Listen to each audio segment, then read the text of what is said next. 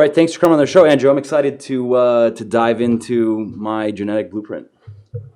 Excellent. No, thanks for having me, Mike. I'm looking forward to talking you through it. Yeah, totally. So before we get into the my test results, can you tell me and tell the listeners a bit about you? You know, your story, how you came. You're an Olympic athlete, how you came to work at DNAFit, and then a little bit about the process of what is DNAFit, just so for the people that don't know. Well, basically, it's literally just a little swab test. So it almost looks like an earbud that you rub on the inside of your cheek, and we analyze from that a selection of gene variants which look at markers specifically focused around exercise and nutrition. So your training and nutrition plans and how you can choose the best way for you based on your genetics. Cool. Yeah. When I was doing it, I was like, oh, just rub it on my cheek and that's it. And then it unlocks all the mysteries. It's like an image of like, oh, I'm going to have to go to a clinic and get blood taken or a biopsy. So no, pretty easy. We just send it via the post, and we're based here in the UK, but people seem to buy the kit from all over the world. So it's quite good. Yeah, that's cool. And so now tell me a bit about you, just so listeners know, like, who are you? What's your story? So I have two distinct hats, I guess, that I wear. Yeah. The first one being, and that happens in the first part of the day, is that I'm a professional track and field athlete. So I'm an Olympic athlete here in the UK, running for Great Britain, specifically in the 400 meters and the 4x400 meter relay. So that is part of the reason why I came to be involved with DNAFit, and I'll touch upon that briefly without boring people too much with my story. But effectively, I'm a professional athlete, and I'm still in full-time training. As soon as I finish training, I'm kind of in the office, in inverted commas, for DNAFit here. So I run the company. I manage all the work we do across professional sport and our fitness and training interventions, and look after a lot of our other sort of special projects as well. But really, the story of how I came to be involved with the company is quite good in terms of putting into context the use of genetics, because it's a fairly new concept to people, I guess. Yeah. Like my DNA tells me something about this or not, about how I work out or how I eat, and it's in some people's minds, genetics is a scary, overly scientific world, right. And that I don't know if you had any preconceptions about what a gene test was or a DNA test beforehand. Not really. I it's not an area that I wouldn't say I'm nowhere. I wouldn't consider myself an expert at all. I mean, I've just in my all the research I've done more on the health and fitness side, I've come across a fair amount of stuff. So I had I think the right type of expectations, but I know that a lot of people, I think, especially in when it comes to just fitness and overall health, many people think that their genetics are probably working against them. It's probably like you know what I mean? Yeah. The general connotation, like if they know that person that quote unquote can eat whatever they want and stay super lean, and, it's genetics, or they think that because they have always been overweight that they're genetically doomed to be overweight. Things like that, I think, are that's it. And that's part of it. And the real key is that genetics is not about predeterminism. It's not about what someone can or can't be. Right. Rather, we just provide this extra level of information so you can play to your strengths, so you can take that knowledge and make the best choices. So I think of it as like inclinations. Yeah, that's it. Basically, we just use it to add to the whole picture to make the best decisions, just as you would measure. What's your bench press PB? How's your resting heart rate? In any realm of health and fitness, you would measure things, and this is an extra measure that we add into the picture. Right. So basically, I'll just quickly tell you sort of how I came to be working with DNAFit as an Olympic athlete. I had my first Olympic Games was at the Beijing Olympic Games in 2008, and back then I used to train sort of in the 4 years prior to Beijing. I trained what was considered kind of the wrong way for a 400 meter runner. We did a lot of endurance training, a lot of what we'd call northern graft here in the UK. So I'm from Manchester in the north of England, where we've got a kind of hard-working reputation of no nonsense. And I used to do this sort of lots and lots of longer running, almost like a middle distance athlete, like an 800 meter runner. Whereas the 400, for people that don't know their track and field, it's officially a sprint. It's a long sprint, but it's officially a power event. So I used to train what was considered a little bit unorthodox for the 400 meters. Then I did a lot of endurance, but with some sprint, as opposed to the common way, which was a lot of sprint Flipped, yeah. with some endurance, as you can imagine. So I used to do this, and evidently it was relatively successful for me. I reached Olympic level, I reached the Olympic Games, and in the process of doing that, I actually ran a pretty sort of important benchmark for me, which was running under 45 seconds. So anyone that runs a 400 under 45 kind of enters this new threshold in people's minds of what level of athlete they are. So I reached the Olympic semi-final, and we came fourth in the 4x400 meter relay by the absolute smallest fraction of a second, unfortunately. But either way, it was quite a positive first Olympic Games. It was like, right, okay, here we go. In 4 years' time, I've got the London Olympic Games, the home Olympic Games. Such a huge opportunity, once in a lifetime, once in 10 lifetime opportunity. So everything, of course, was geared towards like, how do we take you from semi-finalist to medalist, and how do we take the relay team from fourth place to first place over these 4 years? Now, I ran 44.94 seconds in 2008, and what I needed to win a medal was about half a second quicker. About 44.4 would have been pretty safe bet that I'd be in with a shot of a medal there. So we needed half a second over 4 years. Wow. Sounds like pretty easy on the outset. No. Yeah, I mean, anybody that's played sports, not even at that level, just knows that like there's a point where it's so hard to improve just even small amounts. That's it. Yeah, the margins become very, very fine, don't they, between success and failure? So either way, we decided on this. Like, we need to take you from here to here over 4 years' time. How do we get there? Do we stay doing the same, or do we change? And we looked at my abilities in my races and where my strengths and my weaknesses were. My strengths were very much in the last 100 meters. I was the strongest guy on the track in terms of endurance in the last 100 meters. But I was probably the weakest guy in the track in terms of acceleration, in terms of the first quarter of my race. So getting out of the blocks up to my top speed was taking me like over 100 meters, right? So the other guys were gaining half a second on me straight away. So we were like, look, let's just get that half a second there. We keep the endurance as well as we can, but we got to make you a world-class short sprinter as well as just a world-class 400-meter runner. So we decided to change the emphasis towards the more common way, which was mainly sprint training with endurance, as opposed to the other way around, which I'd done most of my career. Over those 4 years, we did that. A couple of other things sort of got in the way of the process. I had a partial rupture of my Achilles tendon, and I also had mononucleosis for about 18 months, which didn't help, of course.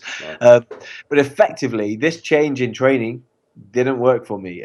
We got to the day of selection in London 2012, and I was on average about a second slower than I was 4 years prior, and I ended up missing out on the home Olympic Games, on the thing that I've been working towards for 7 years. So it was kind of like, that was really sickening, really nauseating, and to have such a long-term goal, and we missed out. That was very tough, and it took me a while to get over that and to let the dust settle. But afterwards, I was thinking to myself, I was going, what happened there? What went wrong?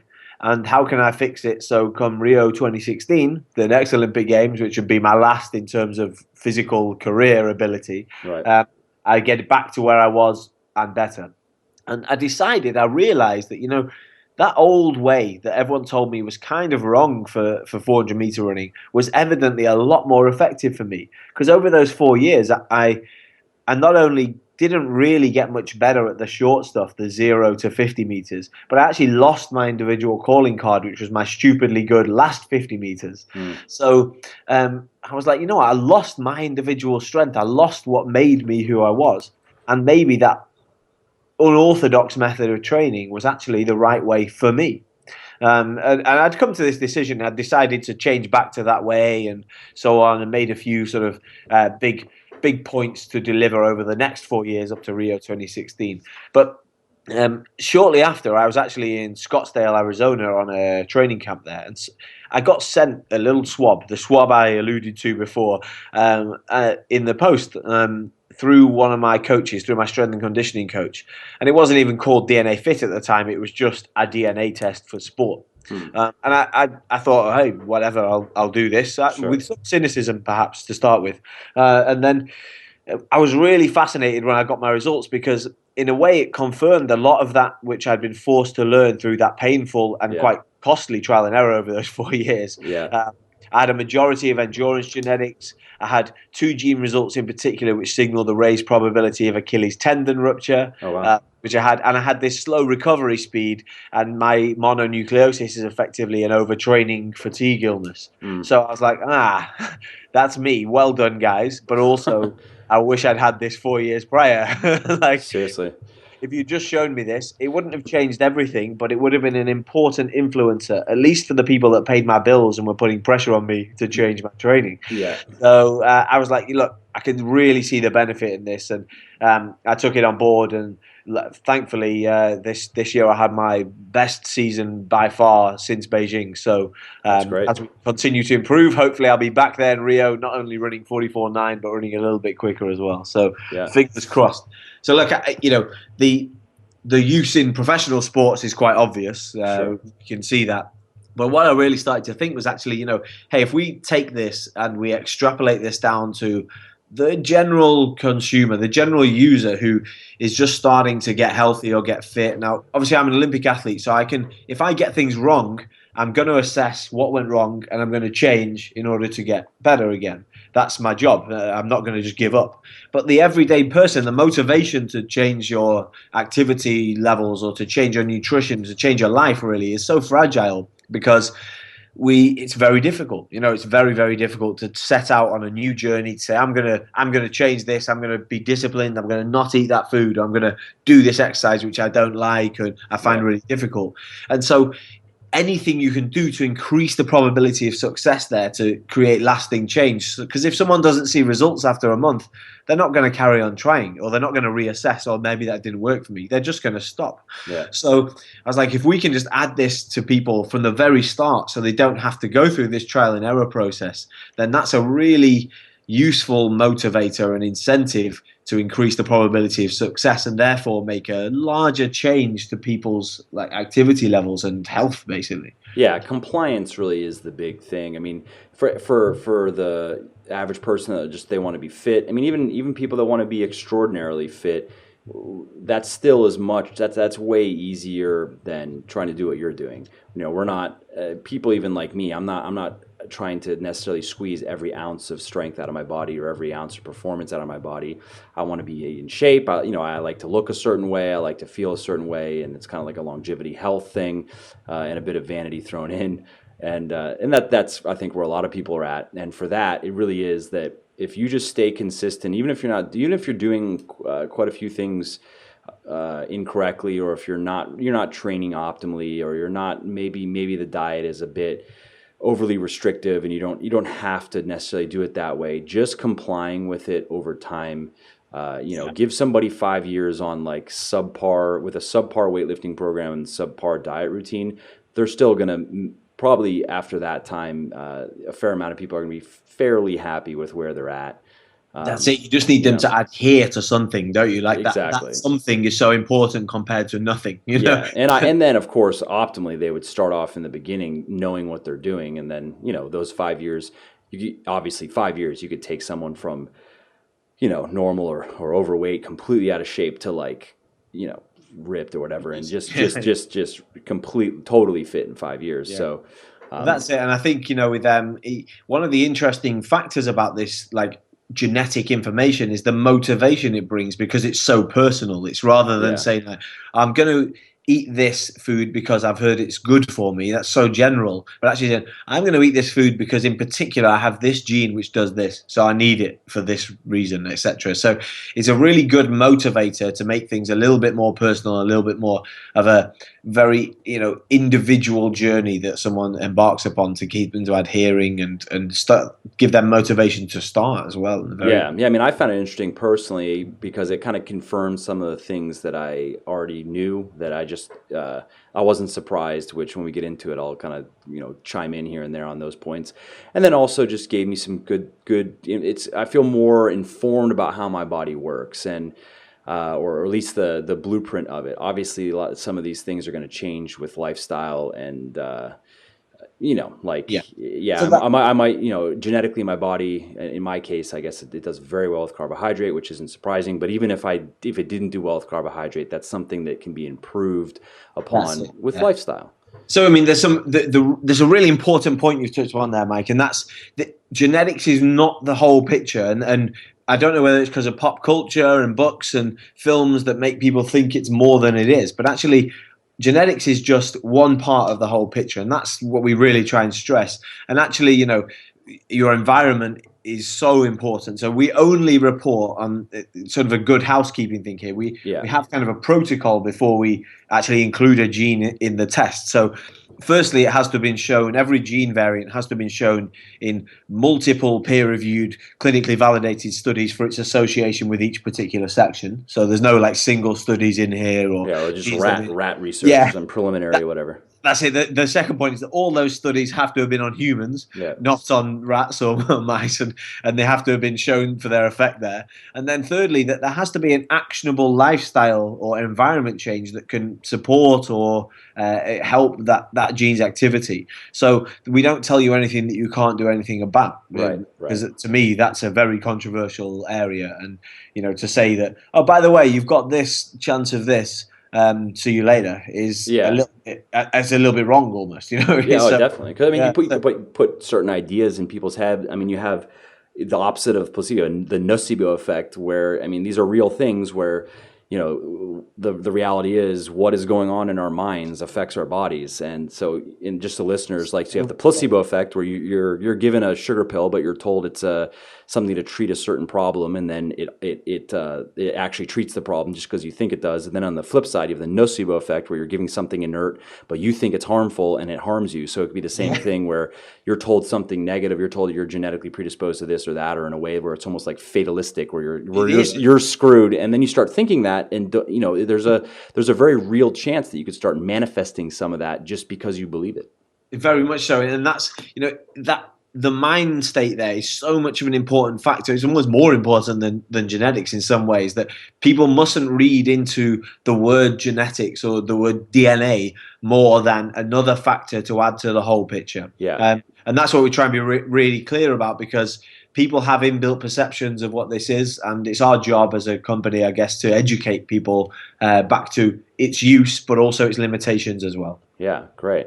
All right, so let's just jump into it. So we have the first point here on the diet report for me, which is carbohydrate sensitivity.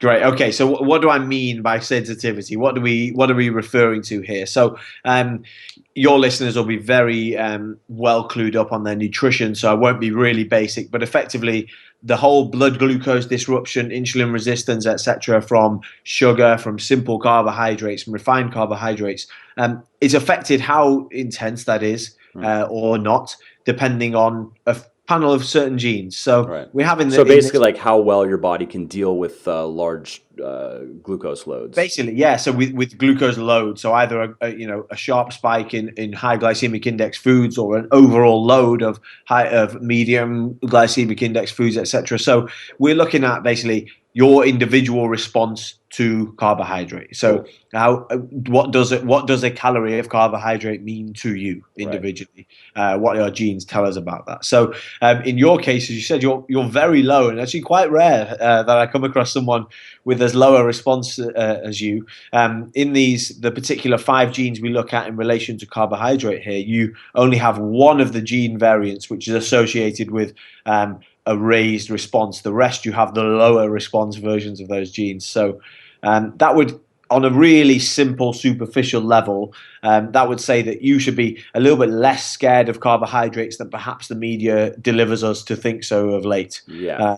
And I don't know if you found that yourself, like through your experience. Yeah. I mean, I have always done well with carbohydrate, and it also, to be fair, I grew up playing sports. I don't know, I was hitting a baseball when I was 3 or something. So I always I was always burning a lot of energy in general. So I had a high carbohydrate need in general. But yeah, especially I've noticed it a lot in the last several years as I've become more informed myself about just the physiology of well, just I guess all the various physiological processes related to training and diet, and I find that I mean I can eat absurd amounts of carbohydrate and not even feel anything. Like I don't Look at even you. Yeah. so that makes sense. And Where here I am, I'm a professional athlete training 6 days a week, twice a day, and I still have to watch my carb intake. You yeah. know, So there's an example probably there of like I mean you're training more than me. I'm weightlifting. Depends on what I'm doing with my program. It's 3 to 6 days a week, and I do cardio 3 to 4 days a week. So I get in maybe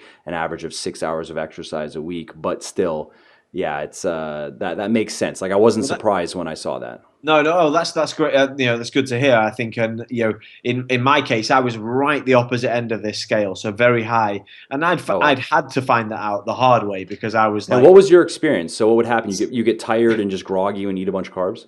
well, basically, obviously, I've been fed this idea of, oh, I'm a sports person, so I need energy all my career. We need Sure. big bowls of pasta and all this stuff.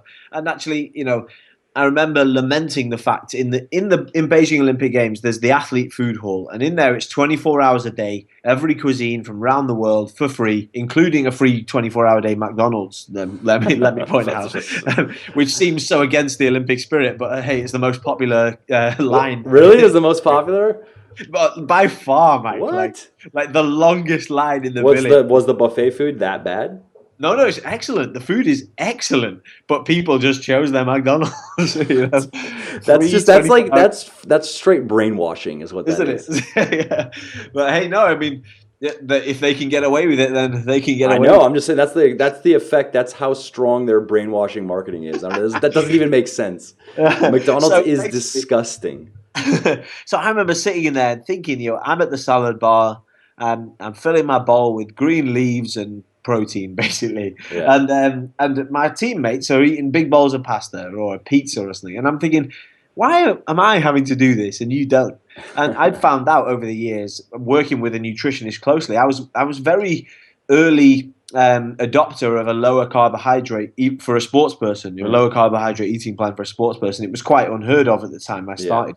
But Yeah. I'd found if I didn't, I had my body fat was too high. Yeah, even though I'm a professional sports person, all the activity I do, my body fat was always too high. Okay. And I'd found that out, and then I had see how you've got this table, and for the listeners, they'll see at some point, I'm sure, there's a table with various genes, the gene result Mike has, and then whether that has a strong effect, a medium effect, or no effect on this marker. And Mike has only one gene which creates an effect. My genes created all of them, Oh created wow. an effect here. So Yeah.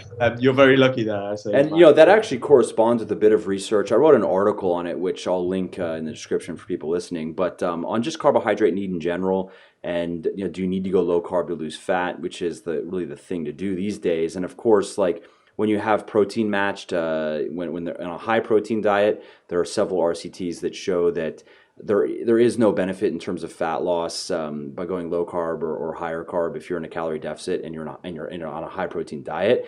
But with what you're saying is it's a bit different because of your situation, because again, as an elite athlete, trying very little things make a difference. And where I've seen it working with people is carbohydrate sensitivity seems to come into play when we're talking body composition, seems to come into play when people are lean and want to get really lean. Yeah, right. Okay, yeah. So the You know what fine I tune. mean? That's what I've Yeah. seen. That people that are just quite overweight, and which actually probably makes better sense for them to go lower carb, just because their bodies probably don't do very well with it. Because if you're overweight, your insulin sensitivity is going to be, it's not going to be good. That's for No, sure. it's not going to be great, is it? So, Yes, but well, I've worked with a lot of people that they just a moderate carb intake. Like, let's say a guy is 250 pounds and he starts with 200 grams of protein, 250 grams of carb, and 50 grams of fat a day. I've worked with a billion people that fit that profile and do great. But where I've seen it, it can vary is when you get lean and you want to get really lean. yeah. My guess is it would come down to something more like this, because I wouldn't say it's common for me to see that somebody really needs to go low carb to get really lean. because I guess you kind of do gain as you get leaner. You gain and you become more insulin sensitive, and especially if you're also training your weightlifting, 3 or 4 hours a week, and you're doing a lot of high intensity cardio, which you're doing a lot of things to in just eating well in general. You're doing a lot of things to improve insulin sensitivity. But I've definitely seen that where there are certain people that just respond better to lower carb. Than That's higher. it. It's all a question of like responders, Yeah. So high versus low responders. Nobody is a non-responder, Right. So it's effectively just how high or low responder are you to these various markers, and that's what our genes can tell us, but they don't tell us that like this won't work for you or this will work for you. Right. It's just pointing someone towards the enlightening the more correct path, or the probability of the more correct path. So it's very, very confusing if you're just thinking, right, I'm going to start losing weight now, I want to really lean up, what do I do? And currently it's very, very like zero carb, very high fat. That's on trend at the moment. Yes. But actually, then you don't know what's going to happen in 6 months. Someone will say, "Oh, you only eat raspberries now," and it's very, very confusing. So we just have to sort of. It's probably already planned out.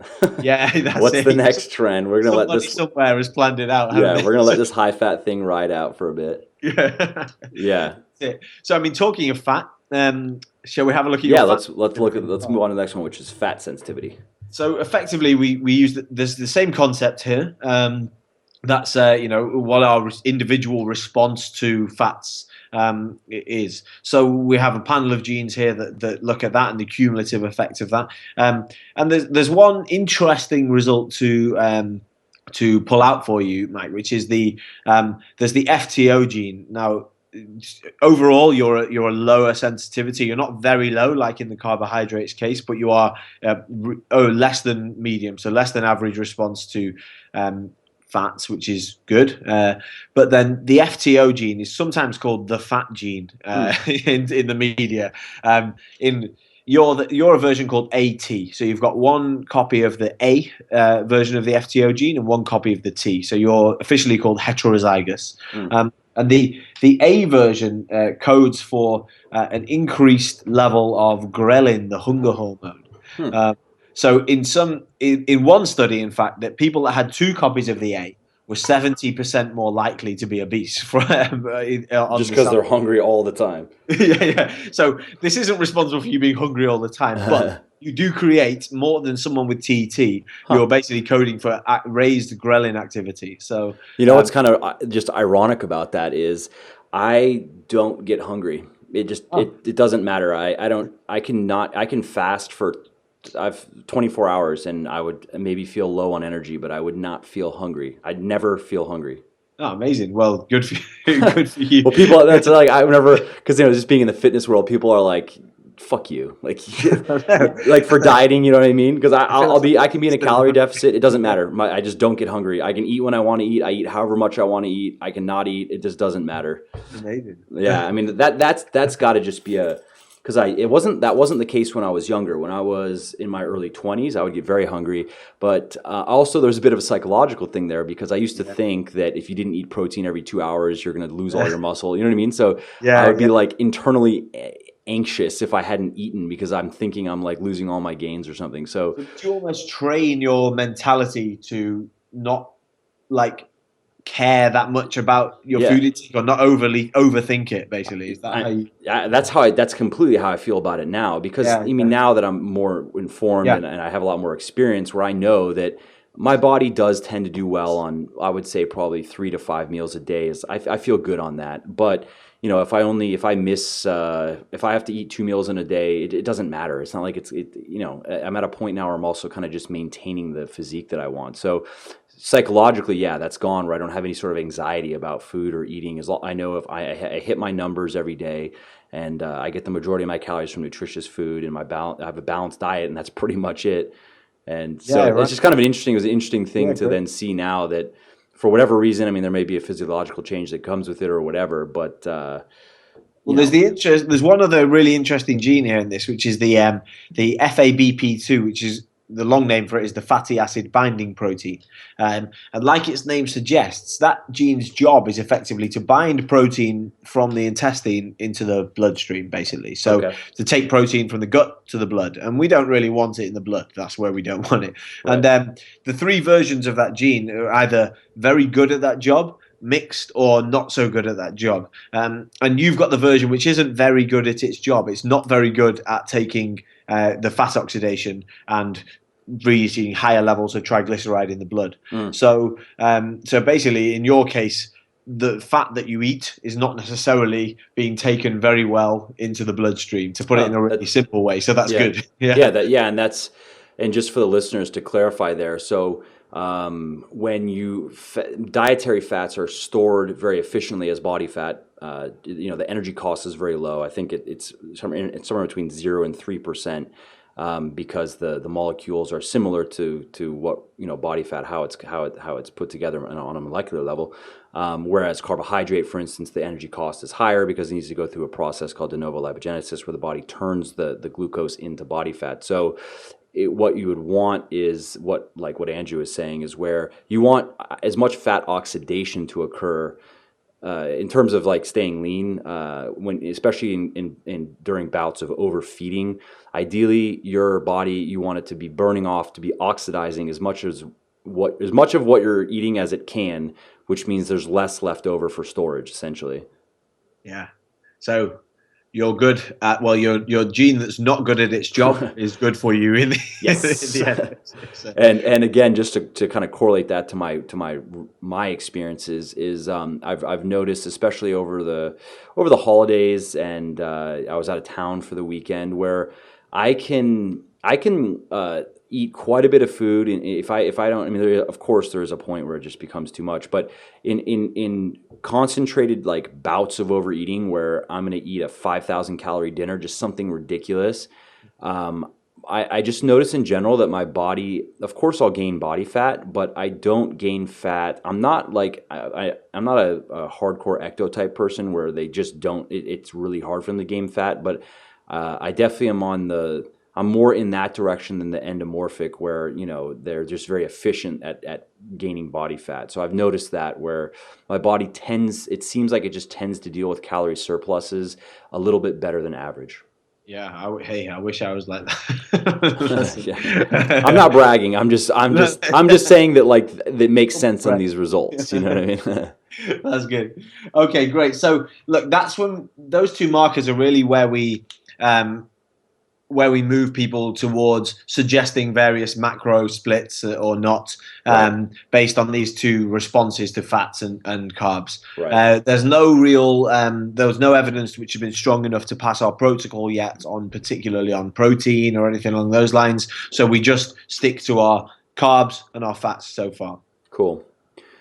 Yeah, so in my case, what the diet that works best for me is obviously a moderately high protein intake, somewhere around 1 gram per pound, and then I have a moderately high carb intake. Depends on what I'm doing with it, but it's always on a moderately high. And then I have a moderately low fat intake, somewhere around probably 0.3 grams per pound of lean mass is kind of just like my general level of intake. And yeah, cool. Yeah, that it works well for me. My body always feels good. I have energy in the gym, and that's good. That's my balance, I guess. Well, definitely with someone on the carb side of things, if someone came to me as with what you have there, very low responder, I would certainly discourage them from trying the low carb, high fat. I don't feel good on it. I don't feel good. No, that's it. And our genetics may be part of the reason there. It may not be. We don't know the full everything about the person. There's also, I guess, the physical. I'd have to get. I'm not gonna. I've done it for shorter periods of time, and if I were to really stick to it, I'm sure for 6 months that my body would have to adjust to some degree. Yeah, well, we'd all have to adjust if we stick to something for 6 months. But how adherable it is to you. Yeah. Part of the genetics. You want to play with your genetics rather than against them, Yeah. So yeah, that's it for sure. The next real like marker we look at on the diet side is this detoxification ability. Yeah, this is interesting. So quite interesting here. This is not making this so clear. This is not going on a detox in inverted commas. Obviously, as you will know and your listeners will know, as far but as Food science is Babe concerned. said, yeah. So I'm not telling you to go and drink only kale juice for 3 weeks. This is not going to tell you that. But we look at basically the genetics around both phase 1 and phase 2 detoxification function in the liver. So this can be the most sort of the most sciencey part of the test almost to try and get across. So I'll be really like blunt, simple, just so people get a sense for it. But in phase 1, we focus on the risk of DNA damage, so the risk of potentially toxic risk from too much of these PAH and HCAs, which if people aren't familiar with are potentially toxic compounds that we get in our diet. The richest source is from char-grilled meat, high temperature cooked meat. Right. So the tasty bit on the meat, basically, the black, the crusty burned part. Yeah. So now in the UK, it's not very common here that our customers eat this char-grilled meat that often. In the US, it's a good deal more common in hot countries, of course. And steaks, and barbecue, char-broiled, etc. So the what we do is we can look at these two genes which affect how fast you activate the enzymes in these, but in liver detoxification in phase 1. So there's a CYP1A2 gene and the EPHX1 gene, and they, depending on the version you have, they're either the code for the fast activity or the slow activity, or one of each, so mixed. And in your case, Mike, you're the fastest possible.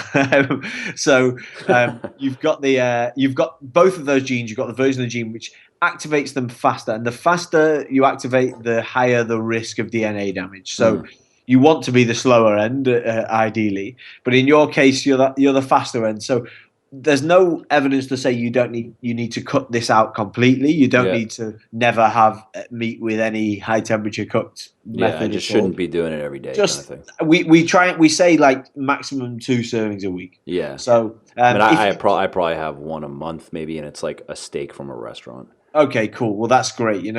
So what we say to people is, look, if you've got the choice of the cooking method, think, can you make the choice which leaves less of that Maillard reaction, it's called. That's the char-grilled, nice burnt bit on the meat, if you can. And if it's not your choice and it has to be done, then that's a lifestyle factor which we can't change, and so be it. But if you can make the choice, think if you can avoid less of that. It might be keeping the meat moving in the pan, sautéing it, steaming it, etc. Yeah. I mean, I guess it depends how I'm cooking. Sometimes I'll be broiling, but again, it's not. There's not much in the way of burning. And I eat a lot of chicken, and I eat fish and turkey and things that. I guess the highest risk, the highest concentration food types would be those that are long, slow smoked, then high temperature grilled. So your ribs and your sort of brisket or pulled pork that's gone through 2 of those phases, which increase the levels of PAH and HCAs. And they're only potentially toxic, but they can lead to DNA damage, which then leads to much worse things on a chronic long-term level. So good to be aware of it, Mike, if you find your habits changing. And then that kind of feeds into phase 2 detoxification here, which is the next page, which is the GSMT1 and GSTT1 genes. Now, in phase 2 detoxification, we need an enzyme, effectively, to put it really basically, to metabolize away potentially toxic substances. Okay. A scientist would probably slap me for oversimplifying that. But basically, we need these 2 genes to generate this enzyme. That can clear the toxins out, essentially. Yeah, let's say that. I mean, that phrase, clear the toxins, sounds so much like... I know. like but the detox thing, which I hate. But to say it in that way, yes. We either have this gene active or we don't. We have the deletion or the insertion, the null version or the active version, basically.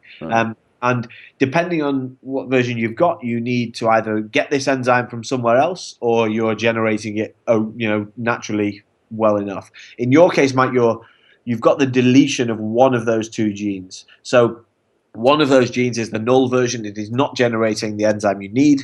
But luckily, you can completely cancel out the lack of that gene's activity by increasing cruciferous vegetable intake in particular, which are broccoli, Brussels sprouts, cabbage, kale, and cauliflower, basically. So the average recommendations say, 5 fruit or veg a day or 5 veg a day. They don't specify what the veg is. In someone with your gene result, we'd specify that of that veg, at least 4 times a week, it should be a cruciferous vegetable. Cool. And what's the molecule in those vegetables that's really...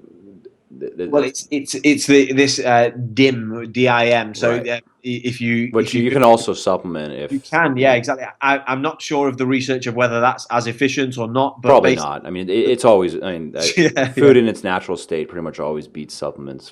I guess. Well, not always. I guess there are some things you really certain types of vitamins and things that ironically, I mean, you probably struggle to get enough vitamin D if you from diet unless you're really keen on eating herring.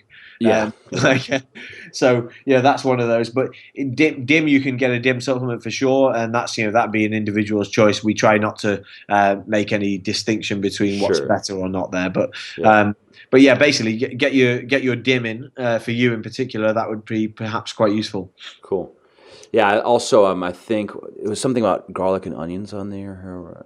Yeah, that was also good for me, right? Yeah, so the allium vegetables. Yeah, I love garlic. I mean, I eat a ton of garlic and onions, and then also I do like a few times a week. I'll either do like cauliflower or broccoli, and I like Brussels sprouts a lot as well. So it's also funny that I don't know if that's just a thing or if it's just a coincidence that it seems like I tend to gravitate toward the certain types of foods that my body does benefit from. I really like cruciferous vegetables. I really like garlic, onions. I'm not a big fan of charred burnt meat. Like I think it's, I mean, I think it's okay, but I don't. It's not like I ever have cravings. You don't crave it. Exactly. That's really interesting. And that would take someone with an extremely amazing psychological behavioral PhD to. No, I'm just saying. I remember thinking that going through it, like, oh, that's interesting, because I kind of gravitate toward those things and gravitate away from. And I often find that people say, "Yeah, I know." So sometimes it's reconfirming or reframing what they thought their instinct was. Right. And other times it's like, "Oh, right, okay. Well, I need to make a big change then." But I generally find probably a majority of people are like, "Oh, yeah, that's right. Actually, if I'm honest to myself, no, I don't really care about that food, but I have always eaten lots of this, etc." So sure. Yeah, that's good to hear. Yeah. So I'm just there, conscious of boring people with loads and loads of individual informations here on the genes. But we look at then sort of 4 pages of whether you've got a raised or normal need for antioxidants, omega-3, the B complex vitamins, and vitamin D. Just whether the genes signal the normal need or something above that. Right. So in your case, we've got the 4 pages. So we've got a raised need for antioxidants, and in particular, one gene which signals a raised need for selenium. So your Brazil nuts might be a little bit more important to you than someone else with a different gene type. So I didn't get on that Brazil nut wagon. I just supplement. Well, fine. Hey, get the selenium in. Yeah. So that's good. And omega-3, is an interesting one, and maybe something which some people overlook actually in their health and fitness choices. We've all kind of heard of oily fish are good for us, deep sea cold water fish are good for us. That's because of their omega-3 content generally. And some people have genes which signal like a raised basal inflammatory response, like a raised cytokine levels, etc. And more omega-3 would be needed than the average to tamper that or to counteract that. Right. In your case, Mike, you're a normal, so the average recommendations would apply. There's no harm in you taking extra omega-3. Yeah. Some people, they would have gene results which say, look, you might need almost 3-fold the average recommended daily allowance. Wow. That would be important to know just for your overall health. Sure, because really long-term health, it's so important, especially if you're a raised need. Yeah. I take about 3 grams a day, so I take more than I may need, but it's not an absurd high amount. No, and I mean 3 grams is not super high in sporting circles. Some people are on 10 grams a day, you know, Wow. And that's fine. But if you are paying for that, then that's probably a pretty expensive way to live. You know? Seriously, that's probably a couple $100 if you're buying like especially high quality stuff, exactly, like natural triglycerides and yeah. And then the same general principle applies vitamin B and vitamin D. The vitamin B is around the MTHFR gene, which is associated, depending on the version, with raised levels of homocysteine, which its requirements need to be met by B complex, etc. Yeah, and the motherfucker gene. I remember that one. Yeah, that's right. That's right. I'm trying to remember who told me that originally, but I didn't want to be so crude live on the podcast. But either way, and then the vitamin D receptor gene. So whether you've got an impaired like calcium absorption and vitamin D need based on gene, which you're heterozygous for, so you've got a slightly raised need. Yeah. But in my opinion, we could all do with a lot more vitamin D. Absolutely. I mean, we just have so much research that Dr. Michael Hollick he's been kind of the pioneer of that, and now we know what was once thought as sufficient is now it's such an excellent at the bottom. You know what I mean? It's so important for so many different realms, not just the obvious immune health, which everyone talks about. You know, so I consider that very important, and in your gene type, it's even more important than someone else. So I should get a blood test one of these days just for fun to see where everything's at, because I take. Between my normal daily is 5,000 IUs a day, and but I know that a buddy of mine was doing 5,000 IUs a day as well, and he went and got, for a long time, and we live in Florida. Not that we're in the sun that much because we just sit inside like cave trolls and work. But he went and got tested, and he was low. He needed more. Yeah, that's it. You know, so that would tell him, okay, I'm going to take advantage of the fact I'm in Florida and actually get. I know. Yeah. For sure. All right, so then we got now we move into salt, alcohol, and caffeine sensitivity. That's right. Yeah. So very quickly, the salt is like from a general health bodies and governmental agencies very much push the low salt thing. And in some people, the gene results create a raised risk above the average of hypertension, high blood pressure, predisposition based on the normal salt intake. In your case, you are a raised predisposition to that. So look, if you're doing a lot of exercise and you're sweating, you're a lot of activity, you probably don't need to be too careful on your salt thing. But on a longer term basis, if you find your habits are quite high in terms of salt intake, then it might be keep this in mind that you are at a raised predisposition of hypertension health problems from excess salt. I generally stick to the Institute of Medicine's like 2 to 3 grams of sodium a day, and I do about double that in potassium. And that's good, and that's about right. So we look at that saying between 2 and 3 grams is about the sort of normal range. Anything above that is where we start to talk of excessive sodium intake. So bear that in mind. It's a good motivator to when you're cooking your food. Do I need to add this salt now or not? I actually save my salt for dinner. I like to cook, so I usually I get I might need a teaspoon of salt or so, which is about, I think it's like 2.2 grams of sodium for a teaspoon, something like that. So the majority of my salt, I just kind of save it for dinner. Yeah, great. Yeah. And then we have this alcohol response. Now, this is not what everybody wants it to be. Everyone this is going to tell me I should drink more, right? But have you ever heard the phrase, a glass of red wine a day is actually good for you? Sure, yeah. And it's very, very commonly said. In your gene type, Mike, it's not true. Well, I disagree. No, I don't even like alcohol, ironically. Well, that's great, and if there's no harm in not drinking at all, of course.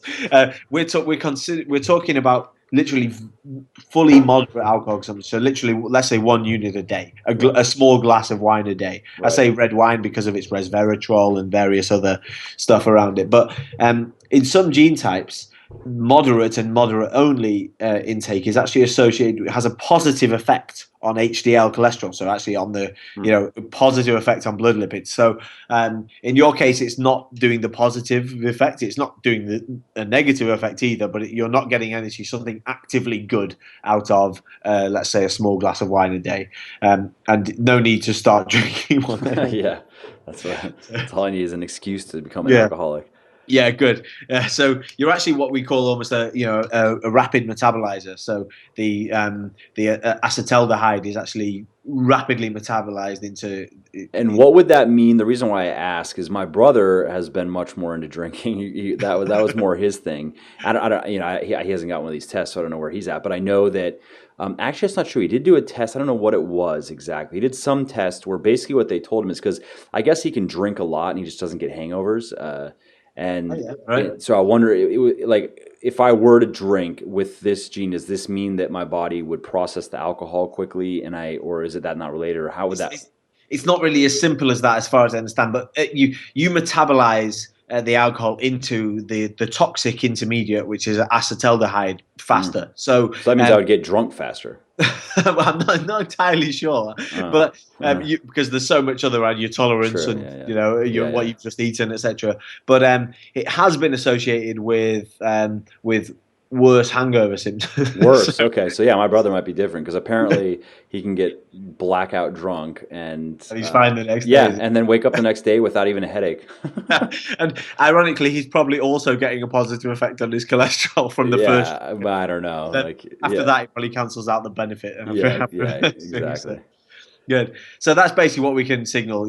Have you got the version of the gene which gives a positive cholesterol response from moderate and moderate only, I must stress, alcohol consumption. So, and then we have caffeine. So, do you drink much coffee, Mike? Or not coffee? No. I wish I liked it. It smells so good to me. It tastes horrible to me. So, unfortunately, but I do get my caffeine not every day. Like if I'm not working out, if I have 1 or 2 days where I'm not lifting in a week, I'm not doing pre-workout, but my average caffeine intake, I would say, is between 200 and 400 milligrams a day. Right, fine, perfect. Well, in your case anyway, you're what we call a rapid metabolizer of caffeine, which means that there has not been associated any increased health risks from excess caffeine intake. So that's interesting because caffeine, when I have caffeine, it hits me very quickly and it's out very quickly. Yeah. Well, the rapid metabolizer would imply that too. Okay. Yeah, so that's good. So those that are slow, they've been, in the studies shown that when their caffeine intake is, let's say, excess of 300 milligrams a day on a chronic level, those with the slow version of that gene were associated with raised risk of bone mineral density health problems and the other, the stuff which has been linked to excess caffeine, but in your gene type, they weren't associated with it. So basically, if you want to drink caffeine every day, then there's nothing stopping you. And if you go into excess, then it seems that you'll be okay as well. So interesting. Yeah, and that again kind of corresponds with my experience that I don't go into excess intake because I don't really feel the need to, but like I said, I know that I can have 400 milligrams of caffeine on an empty stomach and I'll feel it. I'm not going to get jittery. I'm not going to be my heart's not going to be racing. And then within an hour, 45 minutes to an hour, I could go take a nap. I feel totally back to normal.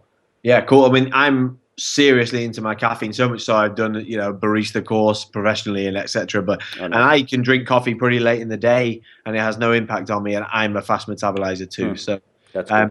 Yeah, that's it. So keep going with the caffeine if you need to. No, I love caffeine. There's my one drug of choice, caffeine. Yeah, well, hey, as a professional athlete, it's the only vice I can have. Seriously. So I need it, yeah, for sure. And then the last two markers, Mike, are just the lactose intolerance and celiac predisposition. So I'll quickly touch on the lactose one because it's quite on trend to cut out lactose or dairy from people's diets nowadays. Yeah. And if you're not lactose intolerant, then or casein allergic or something like that, then it's probably a bad idea to cut it out in order to lose out on a big source of calcium. So and protein. Yeah, well, yeah, great protein. So look, there's the LCT gene, which is kind of called the lactase persistence gene. So we're all born with the ability to generate lactase. That as humans, as mammals, that's what we're born with. Yeah. And this lactase helps us digest lactose, basically. Now, in a huge majority of the human population, that ability turns off after early life. After we stop needing our mother's milk, after a couple of years or so, then we stop generating lactase, and therefore we become officially lactose intolerant. Now, at some point in history, an individual they predict Central Northern Europe developed a mutation which allowed him or her to continue generating lactase all their life. And you have half of this person's gene and half of the rest of people's genes. So Thank you. you should generate enough lactase on a genetic level to have normal amounts of lactose. You have half of the lactase generating gene and half not. I don't know if you found any problems with lactose or. No, I have to eat a lot for it to be a problem. Or I found if it's very low quality, I mean, I don't generally eat low, but if it's like there's certain types of dairy in the past where it's kind of upset my stomach. But generally speaking, no. Like I'm obviously fine with whey protein. I mean, the whey protein that I personally use is a whey isolate, so it has basically no lactose anyway. But whey concentrates are fine, and yeah, I mean, I don't drink milk much just because it's kind of, I feel like it's a waste of calories. But I've never really had a problem with dairy. No. Yeah, good. Well, that's it. Genetically, that would be what I would probably guess. And so that's it. Some people you can read a little bit into ancestry somehow from the LCT gene too. Yeah, so yeah, that's what I was just thinking, isn't it? Yeah. But yeah, you've got half of the lactase generating gene, so you should not have much problem with that unless it's in huge levels, of course. So, yes, and I've actually noticed that before, where I've had like. In the course of a day, maybe a couple cups of Greek yogurt and some cheese for dinner, something like that. There is a point where it'll upset my stomach, but it takes a lot. Okay, right, that's very good. And the last one we look at is predisposition to celiac. Now, this is the medical gluten intolerance, not the currently trendy, I'm cutting out gluten. Yeah, which I've written about. It's so stupid. Oh, have you? Yeah, right. I was wondering where your opinion lay on that, actually. As far as sort of medicine's concerned, there's not really any such thing as non-celiac gluten intolerance. But there was that big study that came out just recently that showed that essentially what people, I mean, just for listeners, to long story short, you had people that believed that they were gluten sensitive, and when they ate gluten, they had certain or foods with gluten, they had GI problems. And basically what it boiled down to is in the study, when they were being given straight gluten, but they didn't know it was gluten, they had no they had no reactions. But then researchers went a bit further, and what they found with these people is that they were sensitive to certain types of carbohydrates, which are known as FODMAPs, fermentable oligosaccharides, blah, blah, blah. It's a long acronym, but wheat is one of them. There are others like different types of beans, random foods that when FODMAPs were cut out of these people's diets, then their GI issues became markedly better. So when in many cases, what people think is a gluten intolerance is actually just that their body isn't good at breaking down this type of carbohydrate. And then what happens is it passes through the small intestine, not fully digested, and it ferments in the large intestine. Then you get gas, and you get bloated and don't feel good. So just for the listener, that's something to keep in mind. If you think you might be gluten sensitive, you're probably not. You might just be running into food intolerances, certain types of foods that your body just doesn't do well with, but it's not the gluten. So I mean,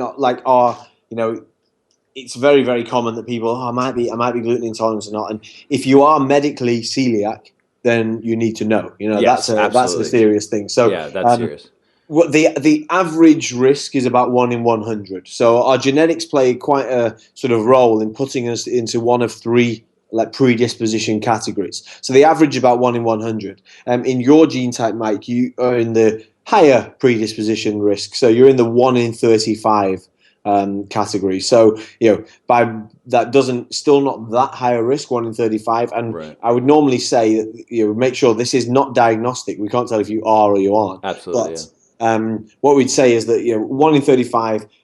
I normally ask someone, how do you feel after eating gluten? Do you feel particularly bad symptoms? And if so, then please go to your doctor to start the process of being diagnosed celiac or not. Yeah, and in my case, no, I have no symptoms. I've been eating grains for my entire life and never had a problem with them. So it's impossible that I'm celiac, because it would have developed by now. I would have had enough of the autoimmune. It would have beaten my small intestine to shit by now, and I would have the problem. You know what I mean? Yeah, I think especially for someone who's evidently so in tune with their lifestyle, their health and fitness, you would probably know if you didn't feel quite right. Definitely. That's it. So my father was celiac, and he actually only really realized in his 60s. Oh, And wow. and actually, but he was never healthy, so Yeah. you couldn't really say that he would have noticed it anyway. Yeah, He I mean just that's a good point too, because symptoms can be masked by other conditions that where you just, if you always kind of just feel like shit, then how do you know? Like, yeah, oh, yeah, I yeah. just ate that bread and I feel like shit as usual, so I don't know. You know Yeah, what I mean? but I'm always tired anyway, etc., etc. So Yeah. yeah, that's it. But so what we normally say is, look, the other end of the genes puts someone in less than 1 in 2,000 risk of it, so Mm. they're pretty unlikely. In your case, you're more likely, but it's still 1 in 35. So that's just to be aware of that. And should someone have particularly bad symptoms, we just encourage them to start getting diagnosed or not. Yeah, which would be a good idea even without a gene test. If you notice that, I mean, Yeah, it's worth going sure. to a doctor and finding out, because You have if you to. leave celiac untreated, I mean, it gets real bad. I mean, it gets to a It point can your be body. really nasty, and that's what people don't realize. I think they think of it as gluten intolerance. It's not. It's a real medical condition. So Yeah, yeah, they need to know for sure. yeah. So I mean, Okay, that's awesome. So basically that's the diet report. yeah, that's basically the last mark on the nutrition side of things. We have a little table at the end there which shows a whole host of the micronutrients themselves and what the normal recommended daily allowance is, and then whether the genes that we analyze signal a raised need or not based on that. So Yeah, that's just an overview. And then we've got these 4 markers that we look at in terms of fitness genetics or performance genetics, depends what you want to call it, whether it's exercise, fitness, training, performance. It all basically focuses around the activity we do to get better and what the genes say about that. So we have 4 sections. This power endurance response is mainly kind of the real headline section that people always ask us about. So should we have a quick dig into that in yeah, your yeah, Mike? yeah. Let's do it. So, obviously we work with a lot of professional sports like, Premiership soccer teams here and a lot of those. And this, as you can imagine, is particularly useful in team sports when people are, Yeah, giving what the are their same weight strengths? Yeah, to 22 people at the same yeah, time. yeah. But actually, as an individual trying to get fitter, it's at the moment, it's all about trends again. So at the moment, it's very on trend to be doing just HIIT, just very high intensity interval training Right. and nothing else. And then it used to be that you had to hit the road and go for miles and miles if you were considered to be doing the right exercise. So Right. again, it's all very confusing. So what we're trying to do is give this extra layer of information to help point someone or give them more info to choose which way they point Mm. based on who they are, rather than just try something because I read about it in this magazine, etc. Yeah, So yeah. I mean, there's also what people need to keep in mind though. What are their goals? Like, I'm a big advocate of hit over lists if for when it comes to fat loss, because at this point, I mean, what are there? I've probably looked over myself 20 to 30 different studies that there's just no question you burn more fat over time doing higher intensity interval cardio than like incline walking or jogging. And that's why I enjoy HIIT and I recommend it, just because why I'm doing cardio is for cardiovascular health, but also because I want to burn.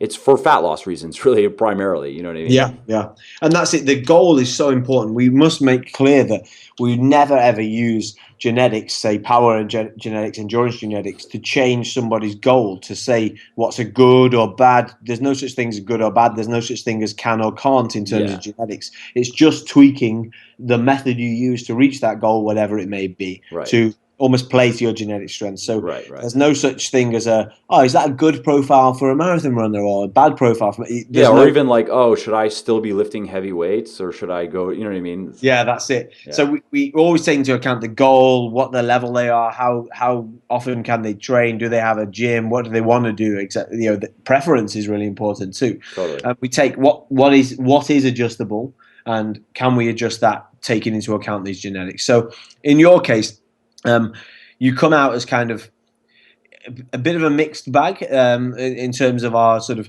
percentage score. About a third of these panel is the power response genes, and 2/3 the endurance response. But there's one key gene result which is interesting to look up there: the ACTN3 gene, which is almost like an A-list gene, if there's such a thing. This is like the headline gene. If anyone ever talks about sports or exercise and genes, the ACTN3 gene comes up. That's funny.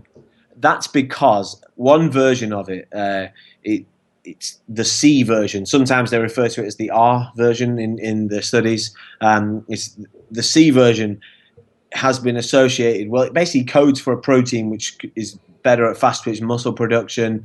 In 97% of Olympic level sprint athletes, they all had at least one copy of the C version. And you have one copy of the C version, Mike. So I'm basically an Olympic sprinter. All right, cool. You're already an Olympic sprinter. All you need to do is put the spikes on and you're there. Okay. So, all right. So look, what we do is with this, like, we don't want to neglect either realm, but you've got that key ACTN3 gene, which would imply that you're going to see a good response from this fast, high intensity side of things because you can build this protein, the fast twitch muscle protein, basically. So that's really important to note. There's the IL-6 gene, which you've got there. The GG version is particularly strongly associated with power response. But then you've also got a few of the other genes which are really quite well associated with endurance response too. So the double insertion of the ACE gene, the II version of the ACE gene, the other one's the PPARA gene, and so there's a whole host there which you've got on the endurance side too. So what I would, when you work out, I get, you've found out entirely what works for you, I guess, over the years for sure. Yeah, my body responds well to. Particularly well to heavier weightlifting, but again, it's a goal thing. Like my goal, go back 5 years, because my first 5 or 6 years, it was close to 7 years. I wasn't very informed in the gym. I was doing a lot of high rep stuff and magazine workouts, and I built some muscle, but nothing really that impressive. But where my body really started to change was when my workout programming and got better, and it's probably more just a factor of switching from shitty kind of like isolation type magazine bodybuilding workout to more heavy barbell training, squatting, deadlifting, pressing. That's going to change. That's going to change anybody's body, and I see that now. I've worked with thousands of people that there's nobody that doesn't respond to heavy barbell training. It just is what it is. So I find it is kind of dictated by my goals, which aren't necessarily performance like. I'm fairly strong, and if I were willing to get fatter, I could get stronger. That's for sure. but I have seen that my body, it does respond well to heavier weightlifting. I've been able to build a good amount of muscle. Pretty high FFMI for a natural weightlifter, probably around 24. Great. Well, your ACTN3 gene is certainly helping you along the way there, I would say. That makes sense. So what we try and do is say, look, we want to take advantage of that. So at least one of the workouts per week, we want to make a high intensity, low reps, lots of sets, and lots of recovery. So we might look at even like 6 sets of 3 or something along this Olympic powerlifting type methodology to take advantage of those, and then we would supplement that at the other end of the week, perhaps, or whenever works in someone's schedule, with the more traditional. Not that traditional, but still, the bodybuilding world. To take advantage of the endurance response side of things. So that's how I train. I periodize in my workouts. So I'm going to be starting my workouts with very heavy powerlifting, 1 to 3 rep type stuff. And then the middle of my workout is kind of a moderate 4 to 6, 5 to 7. And then the end of my workout is a couple sets in the higher rep ranges. Yeah, very good. And one tweak you could think about in the future is even splitting that up into different days. So I've done that before too as well. Yeah, the sort of polarization of the training, which people love in sports science, thanks to a few sort of very long-term studies. One that was 38-year length study on the Dutch speed skating team, and the biggest change was this polarization from when they did power, they did just power, and when they did endurance, they did just endurance. So really interesting. So that's where you are. You've got this ACTN3, the A-list power gene, but there's also a couple of really important endurance response genes there, which I wouldn't want to neglect either. So good that you kind of span both ends of the spectrum there. Yeah, that's interesting.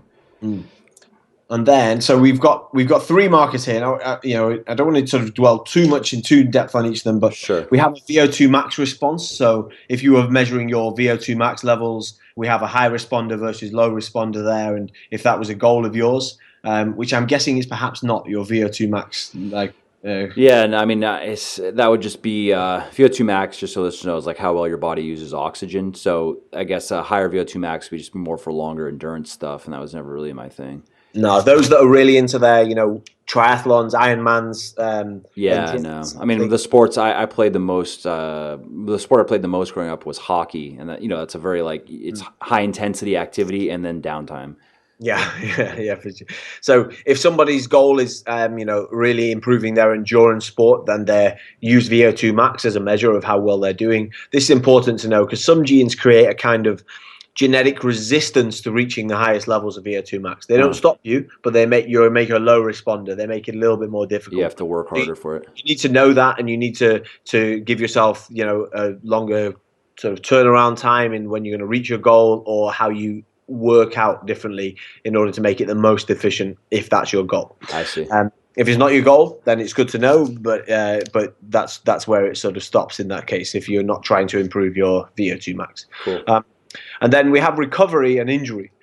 So recovery speed. We're looking at the genes here associated with a pro-inflammatory response. So as your listeners will know, every time we work out, there's effectively an inflammatory response in the body. That's part of working out. That's part of training. That's what makes us better. Yeah. But some genes signal actually are raised above the normal levels of inflammation. And you've only got 2 of those genes. So you're actually towards the faster end of our recovery profile there. So this is not recovery between exercises or between sets. This is recovery on a macro level across systemic recovery. Yeah, that's it. So what we normally do is just try and if someone has only got 3 or 4 days in the week to work out and they were slow recoverer, then we have to really space put those across the workouts. importance of spreading this out so the CNS recovers fully, and etc. So do you find that you feel like a faster than average recoverer in terms of, for sure.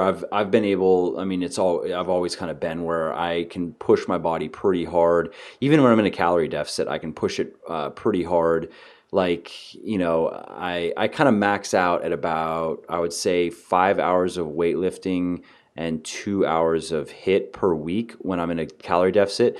But that's quite, and that's all, like, my weightlifting is intense, a lot of heavy weightlifting. So that's quite a bit of exercise when in a calorie deficit. And it is, yeah, that's quite a heavy load, yeah. Yes, but my body, I'm totally fine. Like, I have if there are any, I'm sure you have the standard. I'm sure my hormone profile it's affected by some degree just because it is what it is. But I don't have nothing that I notice. Like, I don't feel a major drop in libido. I don't feel a major drop in energy. I feel generally fine. So that makes sense that I would have that result. Yeah, great. Well, that's good. So don't be scared of your load, and just monitor how you feel. And again, it's kind of like I was saying earlier, just for the listeners, this is something where I just kind of would come to, and this is something I kind of talk about, fairly often. Part of this whole world is learning your body. There are certain principles and laws and rules that apply to everybody, but then there are things like this where you have to learn what your body can take. And I have worked with a lot of people where I know that they can't do as much as I can do in a calorie deficit. They know that their body does best and they feel fine on 3 days of weightlifting and maybe an hour to hour and a half of cardio per week. And so by getting a test done like this, it can help speed that process up of just learning where your body's sweet spot is, because for really the goal is a lifestyle and longevity, not train, not burn yourself out in 2 years and then be done. Yeah, that's it. It's a lifestyle thing, and we want to we want to just help people understand a little bit more about who they are and some of the cards they've been dealt almost as a species, as a human. So the recovery, because often people's choices are they're guided by one of a few things: the media, what they read in Men's Health or Men's Fitness, whatever, what their friend does, or an associate or the guy at the gym who also works out and he does this 4 days a week back to back, and and frequency and high frequency high volume is very popular right now in the weightlifting scene, where people are trying to do. They're trying to do like push-pull legs, rest, push-pull legs, and they're trying to, it's commonly where one of those 3 of those workouts are going to be very heavy, and 3 of those workouts are going to be, 10 to 12 rep. And I've emailed with a lot of people that have tried to do those, and it just beats them down. Even in a calorie surplus, 2 or 3 months, almost Good one with for you, one. And that's very popular right now, though, because it's pushed by a lot of guys that are on drugs that don't disclose that. They don't. So people don't know. Like, what you don't know is the, 8 grams of drugs that guy's on every week, and that's why That's it. Yeah, he's recovering 5 times as fast as you. That's chasing this sort of thing we call in sports science of this super compensatory effect, which is where you get more than the cumulative effect of double the, so it's and that's a very rarely used. You've got to be so careful in using this super compensatory effect, for sure. Like, because if you get it wrong, you just burn out and you don't get any effects, so you don't get any benefit. So exactly. That's it. So the inflammatory response there is quite an important factor to be aware of if you're trying to plan your week, and especially if you're tempted by this high frequency, high volume school of thought. Yep. And then the last one is injury risk. Now, we're really concentrating around injury predisposition here. This is not necessarily meaning you're going to be injured or you aren't, but certain genes signal a raised probability of mainly injuries around tendon, ligament type of things. So there is some stuff around inflammatory response and prevalence of muscle tears, for example. But for most guys going to the gym and working out, tendons can be the real issue there. So Achilles tendinopathy, patellar tendinopathy, etc., etc. Now, in your case, Mike, you're higher than average. You're not the very high, but in particular, the COL1A1 and COL5A1 genes, they're focused around collagen. Basically, they are basically the collagen found in your connective tissues and your tendons, ligaments, and cartilage. And depending on the gene result they're associated with either an increased risk or moderate or non-increased risk. So you've got the let's see, your COL5A1, the TT version in particular, that's like reported it to contribute to increased risk of tendinopathies. Now, if you're not, you're probably not going to get an Achilles tendinopathy if you're not road running or you're not using your Achilles tendon a lot. But have you ever had any issues like in soreness or pain, or you might I've had it with my patellar tendon on my right leg, but it also is related to tightness in the quad because I work with a massage therapist. So and there's been like with tight, like my VMO has been very tight. I didn't really notice it. I was feeling it more in my patellar tendon. But generally speaking, no, I haven't. Like, I've never had any injury. I've just had, I've strained muscles here and there. Nothing, well, not even, I mean, mild type of strains, nothing major. But again, that's probably more because I'm pretty strict on my form, and I'm just not stupid in the gym. Like I use weights I can handle. I keep my form in. I'm not pushing the boundaries of weekly volume. I'm not going super high frequency.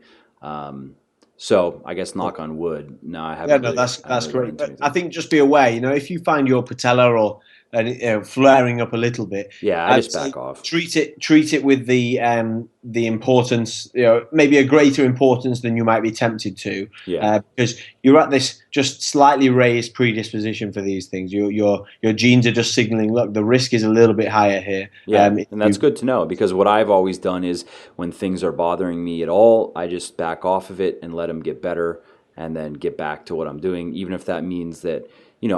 I guess it wasn't because of this wasn't a tendon issue, but for instance, as I was kind of building my squat up, I was having my hip flexors were getting so sore, and I had to drop weight to 225 and just work with 225 for probably 3 or 4 weeks before they finally just settled down, and then I could move back up in weight. Yeah, so, just to allow that adaptation there and get it to come back to normal. So that's it. I would take away from those that the GDF5 and the 2 COL genes are particularly focused around tendinopathy, actually, and you've got the raised predisposition, like they're either half raised or fully raised predisposition on all 3 of those. So bear that in mind, especially just watch your tendon and your sort of your collagen influenced areas, so tendons, ligaments, and cartilage. Yeah, makes sense. When you're loading up. So that's about it. That's the summation of your fitness and nutrition genetic profile there, Mike. Yeah, that's awesome. Yeah, I mean, like I said, it's great because it confirms some things that where I'm not surprised, where I kind of gravitated towards certain things or away from certain things, and then kind of just I feel educated more on how my body works, and like for instance, injury risk thing, something good to keep in mind, because again, I'm all about longevity, and I'm not a competitive power lifter, so I don't have any reason to be like, oh, I don't care. I got to hit that. I got to pull 500, so I just got to go for it. You know what I mean? Well, that's it, and yeah, well, that's what we want to, we don't ever want to we're not trying to put someone on a diet or like, here's your training plan. We're just trying to better equip you with more information so you can make the most educated choices, basically. Yeah, that's great. And so listeners can learn more. It's DNAFit.com is where you can check it out. Yeah. So come on that, and I'm if anyone wants to quiz me on the use of it at all, I'm just on Twitter at just at Andrew Steele, all one word. So I'm there. Any questions and so on, feel free to get in touch with me there, guys, too. Okay, awesome. Well, thanks a lot for taking the time, Andrew. This was great. Pleasure, Mike.